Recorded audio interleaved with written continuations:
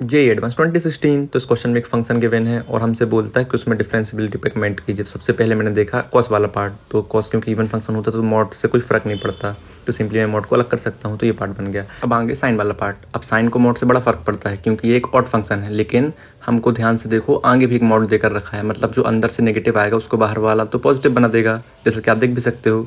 तो मतलब यहाँ भी मॉड से कोई फर्क नहीं पड़ने वाला।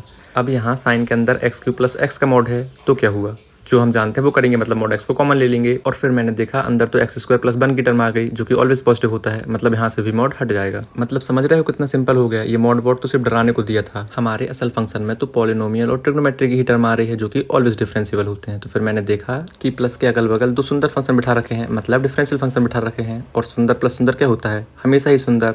उसी तरह ये ऑलवेज डिफरेंशिएबल आ गया। इसका सीधा मतलब ये होता है कि हमारा जो फंक्शन वो हर एक पॉइंट पर डिफरेंशिएबल है, उसे फर्क ही नहीं पड़ता कि आप ए और बी की क्या वैल्यू दे रहे हो। तो मतलब ऑप्शन ए और बी तो करेक्ट हो जाएगा, लेकिन सी और डी क्योंकि वो नॉन डिफरेंशिएबल की बात कर रहे हैं तो वो तो हो नहीं सकता।